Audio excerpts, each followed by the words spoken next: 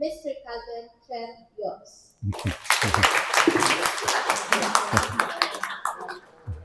Okay, thank you very much. I write for the newspaper, and when I do my art projects and my columnists, my pen name is Calvin Trent, so which is my middle name. And I left some extra newspapers over there from the Negros Chronicle, so you're welcome to them. And that was the issue where I wrote about the problems in America. So I thought that would be appropriate for to leave a few extra there. And my experience is mostly in the healthcare and teaching in California. And I came here 12 years ago now. So I really have loved Dumaguete. Somebody said, well, try Dumaguete. It's a college town. You might like it. I have an academic background. And I was going to roam around the Philippines. So I came here and I never left. I found my church. They said, oh, there's an extra apartment in the church compound. So I live inside my church. Actually inside my church, which is a national headquarters. And we have a pretty big library that you might want to look at, a religious library. So I have my notes. 250 years is a milestone in the life of a nation. This anniversary is an opportunity to reflect on where a country has come from, what values have sustained it, and what responsibilities belong to the next generation, same as in the Philippines. Independence is an ongoing commitment to democratic ideals, civic participation, and human dignity. It is a privilege to speak with the young leaders today who will face the future of both the Philippines and the broader global community. The American story began with the belief that people should have a voice in their own government. We were a colony of Britain. The legacy of independence is not perfection, but continual progress towards national ideals. Every generation inherits both achievements and unfinished business. The most important question is not what previous generations have accomplished, but what today's generation will contribute in the future. We are beneficiaries of sacrifices that we did not make. Our responsibility is to create opportunities for those who come after us. Throughout history, faith has often provided courage during times of uncertainty. America's founding documents refer to rights that are inherited and not granted by government. Life, liberty, and the pursuit of happiness were written in as being yours at birth. For everybody in the planet. They wrote it for America, but that's what they believed. The people were oppressed when they were under British rule, and the people in America were, well, most of them came from all countries, but at the beginning they came from Europe. The wealthy people had all the land. The wealthy people had all the businesses. There was nothing for them. It was crowded. They came over to America. They got free land. They said, do something with it. Build something on it. Here, you got 140 acres. It's yours. And so they just came and came and came. True faith inspires humility, compassion, and service to others. Faith can mean religious belief, but also faith in human dignity, justice, and the possibility of a better future. Freedom includes freedom of speech, freedom of religion, conscience, and opportunity. Freedom is not simply the absence of restrictions. It requires responsibility. Democracies depend on informed citizens who participate constructively. Okay, I'm going to show you something. Okay, you think about the problems of right now with America and the world. Well, here's what happened. We had Kamala Harris with a doctorate and a degree in economics. She was kind of brown. looking. She was like the mixed race. She got 75 million votes. Trump, who is a billionaire, who is kind of the white supremacist type, he got 77 million votes, 2 million more votes than the most qualified person. It could happen here. It could happen anywhere. Here's the problem on the bottom. 89 million people who could have voted, who could have gone to the polls, did nothing. They stayed home. And now, problem after problem after problem, which you've probably been reading about. That's what happened. It could happen in any country. 89 million did not vote. All we needed was a couple million to come, and this program would probably still be here. The the American corner would probably still be funded, right? Young people play a critical part in protecting institutions and democratic values. Freedom flourishes when people respect the rights and dignity of others. Okay? I think America in any country is stronger when you have diversity. You have different ideas, different religions. You know, if you want everybody to be the same, are you going to have 1,000 inventions every year? No, you let people think out of the box. You welcome people from other countries. You welcome new ideas, and you're going to grow and flourish. The strongest societies are those where freedom and responsibility grow together. Friendship.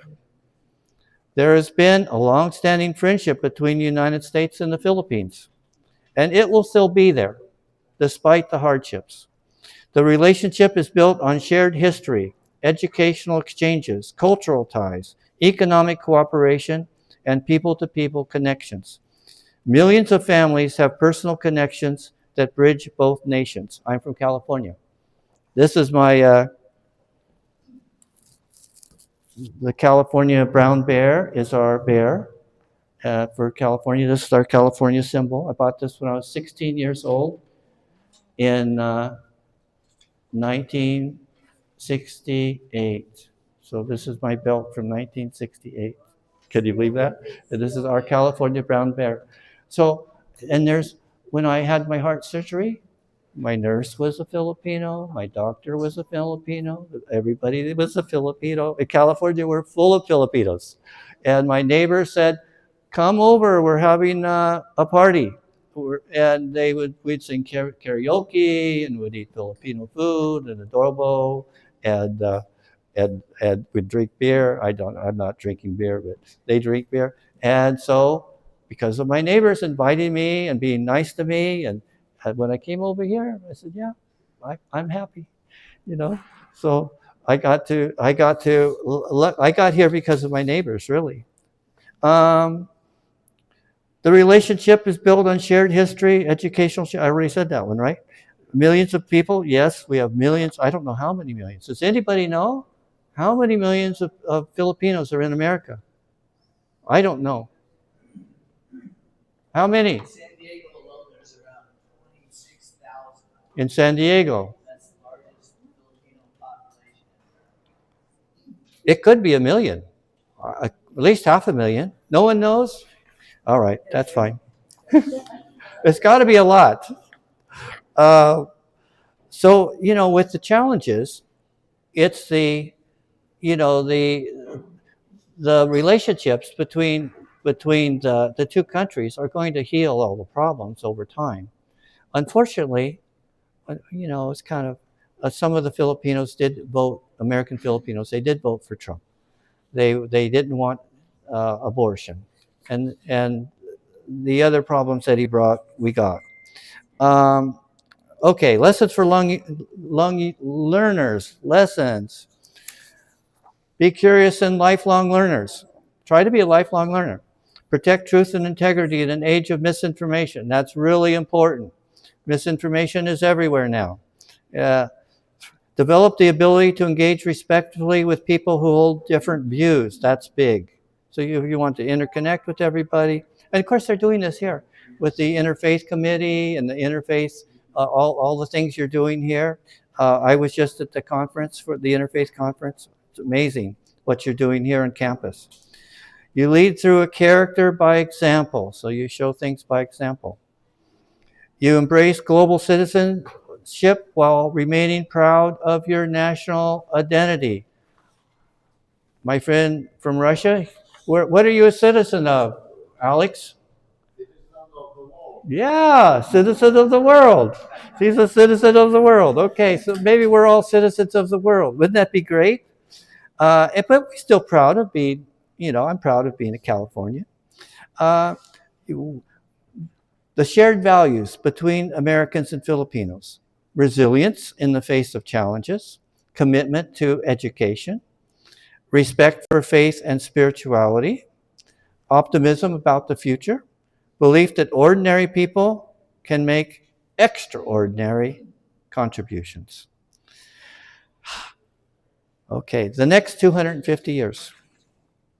The next chapter of history will be written by today's students. Technology, artificial intelligence, climate changes, and globalization will create new opportunities and new responsibilities.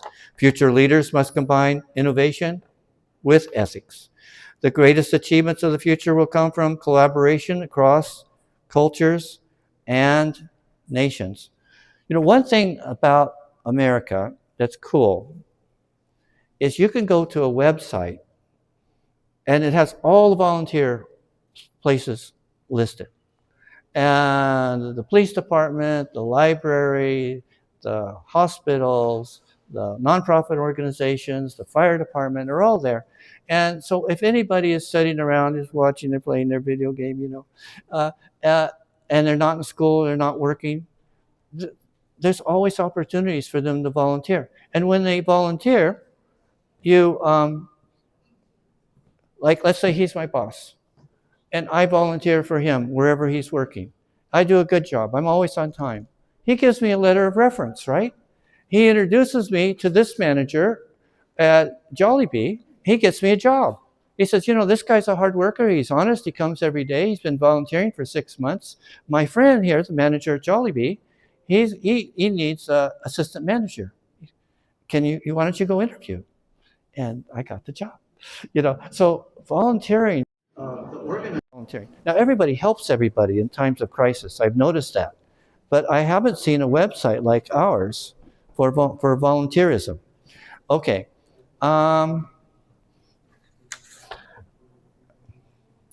As we celebrate 250 years of independence, we honor a legacy of courage. We draw strength from faith, we cherish freedom, and we deepen friendship. These values are not merely part of history, they are called to action. The future belongs to those who are willing to serve, to lead with integrity, and to build bridges across communities and nations. May all of us, especially the young people gathered here today, help write the next chapter with wisdom, courage, and hope. Oh, by the way, don't forget my art exhibit over there. It's going to the gallery after this. They said they're open on the 13th. And so my 4 pieces, which 2 of them have to do with peace, and one is just for fun. You make the ducks spin, and the other one is a little things about psychology. But anyway, they'll be going to the art gallery soon after here. Problems. I'm going to give you the good and the bad, right? I gave you the good. The tariffs. Trump decided, he's so stupid. He said, if I charge everybody, he's so stupid. He's like bottom of his class, His professors had said he was the bottom of the class. He won't let anybody see his grades. He said, if you show my grades, I'm going to sue you. Well, you only say you're going to sue you because, what the professor said was true. He was the very bottom. He probably got a tutor. The rich people get a tutor to help them that do the work. Anyway, he said, I'll charge everybody in the world a tariff, and they'll give America more money. Well, it just means that China sells to India, and India sells to Venezuela, and Australia sells to somebody else. I mean, just forget about the United States. Anyway, it hurt our economy here, $2.2 billion in GNP, the gross national product. So it hurt the Philippines. And the 19% or whatever, the Americans have to pay. So if they buy mangoes or something, whatever the tariffs are on, or car parts, they have to pay an extra 19%. So maybe they don't buy it; they buy it from somebody else, or they buy it and it hurts them. So he didn't help. He didn't help anybody. Iran war. There's no reason for that. They showed that there wasn't any nuclear bombs there. It was just no reason to do that. Gas prices went up around the whole world. Transportation went up. Everything in the store has to go up. You damaged the whole planet. U.S. aid programs were cut. 39 programs were cut in the Philippines, health programs and different programs. So the idea was he ran on this thing called America First. And so that meant doing the aid programs to the world was not important to him. And he got people to vote for that. They said, oh, well, America first, we want to keep our money here. So the money for the U.S. aid programs, was cut dramatically. And then the part that will affect the students here is the stricter immigration laws and work visas. So it's going to be harder to work and study in America and for the next couple years until we change administrations. So we got about two more years left of that until voting. Our presidents only go 4 years. Yours go 6, right? So ours only go 4 years, but they can go 4 years twice.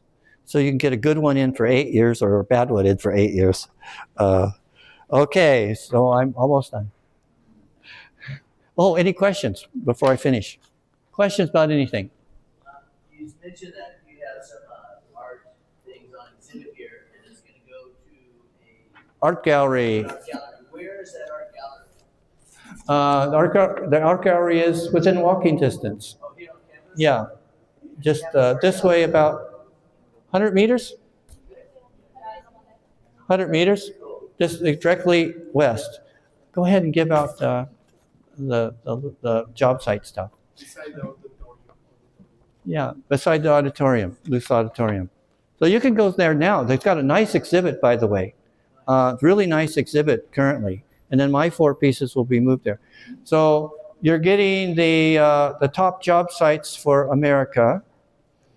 And if you have any questions later on about California jobs, I worked in the health field. I had a business and a teacher. I can help you with anything with California. My email is on there. Okay. In conclusion, thank you for your time. Thank you for inviting me. I'm really sorry this isn't going to be the American corner anymore, but it'll still be the corner, right? We can still hang out, right? Okay. The only thing is it's not funded. Not funded. But things can swing. So people in America are so upset. There'll be a change. And the voters will change, and the funding will probably come back, let's say 2.5 more years with Trump. Then the new administration is going to take a couple years to reorganize and get things going.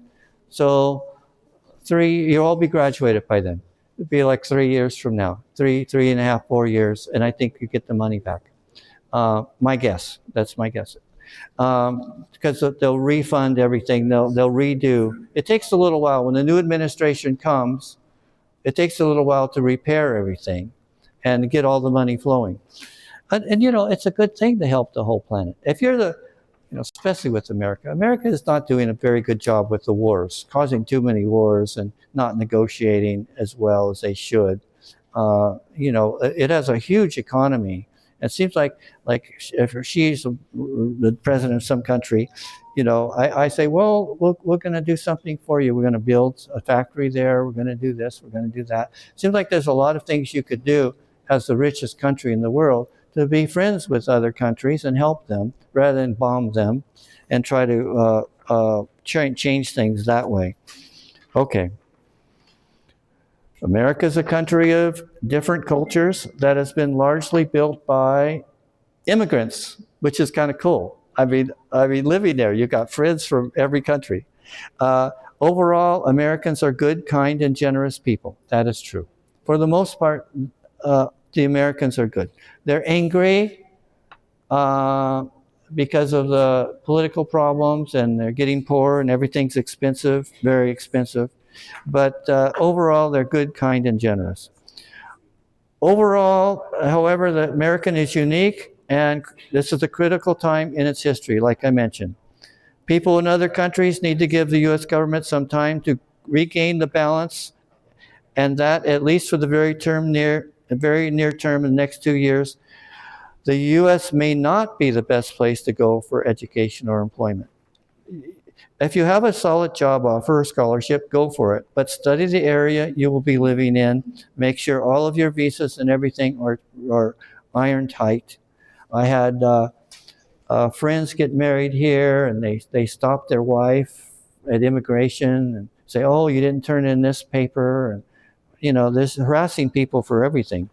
I worked in 3 hospitals. I know that the people in the Philippines are an essential part of the U.S. healthcare system. The U.S. does not produce enough doctors, nurses, or trained medical technicians. Young Filipinos have been important in meeting these needs in the past and are likely to be needed by the U.S. in the future. So I've tried to present the good and the bad. I hope I was balanced. Thank you so much.